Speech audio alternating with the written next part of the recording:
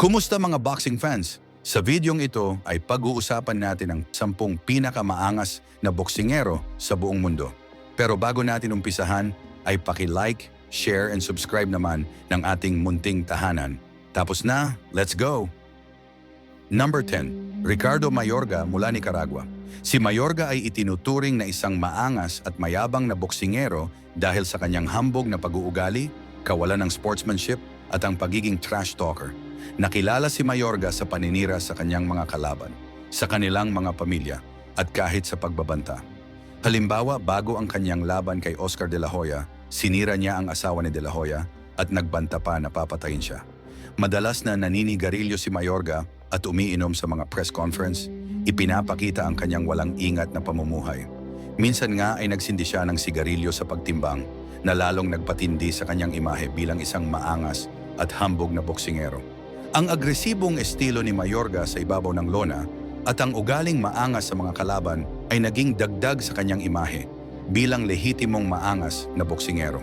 Ang mga galawan ni Mayorga ay madalas na nag-overshadow sa kanyang mga nagawa sa ibaba ng lona na naging sanhi upang ituring siya bilang isa sa mga pinaka-kinamumuhian na boksingero sa buong mundo. Pero sa kabila nito, si Mayorga ay naging isang 2-division world champion, naging unified at lineal welterweight champion. Number 9, Benjamin Whittaker mula England. Si Whittaker ay itinuturing na maangas o mapagmataas dahil sa kanyang makulay na personalidad at pag-uugali sa ring. Madalas na nagpapakita si Whittaker ng kumpiyansa at pagmamayabang sa ibabaw ng lona. Madalas na sumasayaw at naglalaro sa harap ng kanyang mga kalaban. Ang presensya ni Whittaker sa social media at imahe sa publiko ay nag-aambag sa kanyang reputasyon bilang isang maangas at mapagmataas na boksingero. Si Whittaker ay nasangkot sa ilang mga insidente sa labas ng ring, kabilang ang kontrobersya sa pagtanggi na isuot ang kanyang silver medal sa Olympics sa panahon ng seremonya, na nakita ng ilan bilang mayabang. Sa kasalukuyan, si Whittaker ay isang IBF International Light Heavyweight Champion at isang Olympic medalist. Number 8, Naseem Hamed mula England. Si Naseem Hamed ay itinuturing na isang maangas, mayabang at mapagmataas na boksingero. Ang mga entrance ni Hamed sa ring ay kilala sa pagiging sobra-sobra na nagtatampok ng mga somersault, lumilipad na karpet at palangkwin. Madalas na pinupunan ni Hamed ang kanyang mga kalaban sa mga press conference bago ang laban, pagtimbang at kahit sa mga panayam pagkatapos ng laban. Ginagaya niya ang pagbagsak ng mga kalaban kung matamaan ng kanyang suntok at kumikindat sa kanila habang sila ay nakahandusay sa canvas. Ang di-karaniwang estilo ni Hamed sa pakikipaglaban na kinabibilangan ng pagbaba ng kanyang mga kamay at pag-udyok sa mga kalaban na magsuntok ay nagpakita ng kanyang pambihirang kasanayan at tapang. Ang kanyang kakayahang aliwin at pangingibabaw sa ring ay nagambag sa kanyang imahe bilang isang mayabang at mapagmataas na boksingero. Sa kabila nito, si Naseem Hamed ay isang multiple world champion at lineal featherweight champion. Number 7, Brandon Rios mula Mexico. Si Brandon Rios ay itinuturing na isang maangas, mayabang at mapagmataas na boksingero. Madalas na nagpapakita si Rios ng kumpiyansa at pagmamayabang sa kanyang mga interview at pananalita na nagdudulot ng impresyon na siya ay maangas at hambog. Ang kanyang agresibong estilo ng paglalaban at pagiging handa na makipag-away sa ring ay nagbibigay ng impresyon na siya ay mapanghamon at mayabang. Si Rios ay kilala sa kanyang kumpiyansa at pagmamayabang sa kanyang mga kakayahan na madalas na ipinapakita niya sa kanyang mga interview. May mga kontrobersya si Rios sa kanyang personal na buhay at pag-uugali sa labas ng ring. Ang mga katangiang ito ay nag-ambag sa kanyang reputasyon bilang isang mayabang at mapagmataas na boksingerong. Sa kabila niyan, si Rios ay naging WBA lightweight champion at kilalang malakas manuntok at may matigas na panga. Number 6, Zab Judah mula Amerika. Si Judah ay tinatawag na maangas at hambog na boksingero. Madalas na nagpapakita si Judah ng kumpiyansa at pagmamayabang sa kanyang mga interview at pananalita na nagdudulot ng impresyon na siya ay mayabang. Ang agresibong pag-uugali sa ring at agresibong estilo ng pakikipaglaban at pagiging handa na makipag-away sa ibabaw ng lona ay nagbibigay ng impresyon na siya ay mapanghamon at mayabang. May mga kontrobersya si Judah sa kanyang mga laban, tulad ng kanyang laban kay Floyd Mayweather Jr., kung saan siya ay pinuna dahil sa kanyang pagiging agresibo at pagmamayabang sa ibabaw ng lona. Ang mga katangiang ito ay nagambag sa kanyang reputasyon bilang isang mayabang, maangas at mapagmataas na boksingerong. Sa kabila niyan, si Zab Judah ay isang dating two-division world champion at naging undisputed at lineal champion sa welterweight division. Number 5. Roy Jones Jr. Si Roy Jones Jr. ay itinuturing na mayabang at mapagmataas dahil sa kanyang pambihirang kumpiyansa at walang pag-aalinlangan na estilo sa ibabaw ng ring. Nakilala si Jones sa kanyang mabilis na galaw ng kamay, malakas na suntok at kahanga-hangang liksi na nagbigay sa kanya ng reputasyon bilang isa sa mga pinakadakilang boksingero sa lahat ng panahon. Ang kanyang kumpiyansa sa kanyang kakayahan ay madalas na naging mayabang dahil madalas niyang tinutuya at nilalabanan ang kanyang mga kalaban.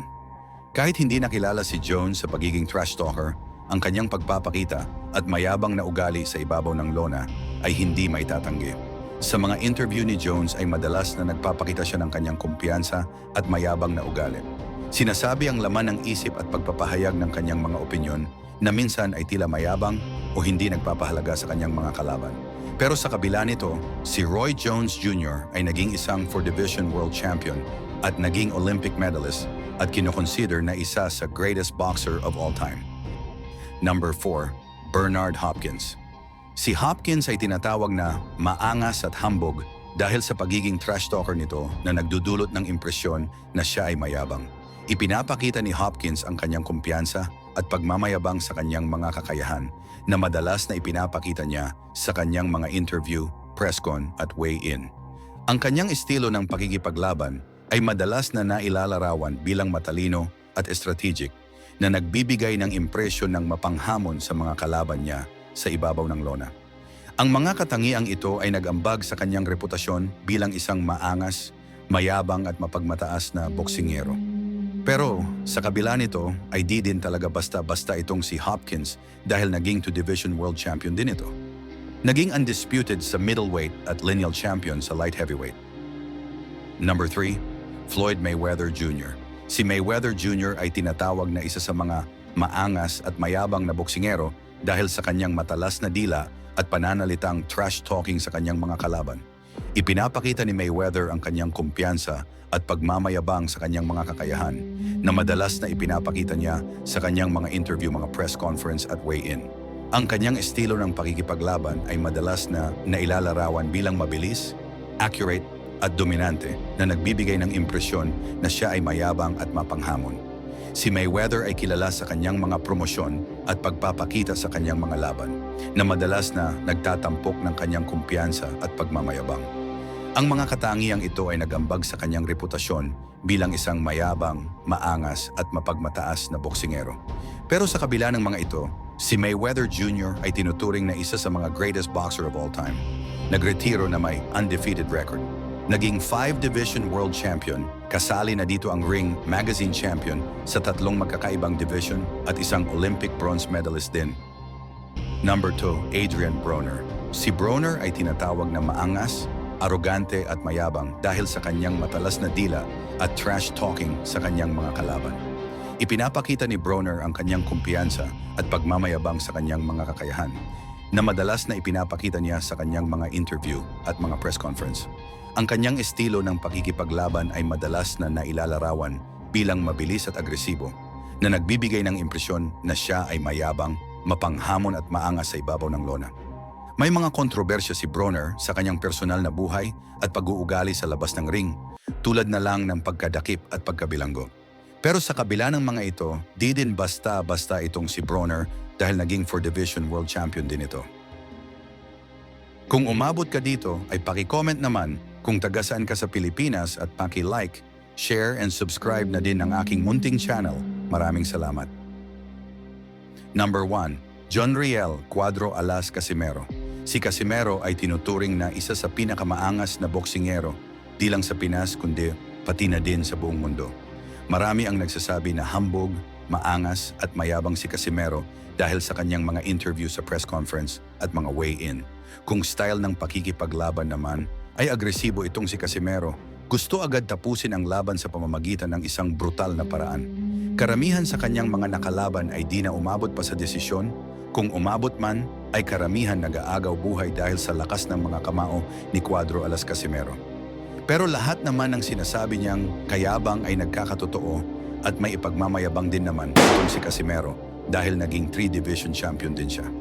Bukod pa dyan, ay marami din ang nagsasabing kinakatakutan din daw itong si Cuadro. Alas inaayawan ng mga boksingero sa kanyang division. Kasali na sa mga natatakot kay Casimero ay si Naoya Inoue, ang alias The Monster ng Japan.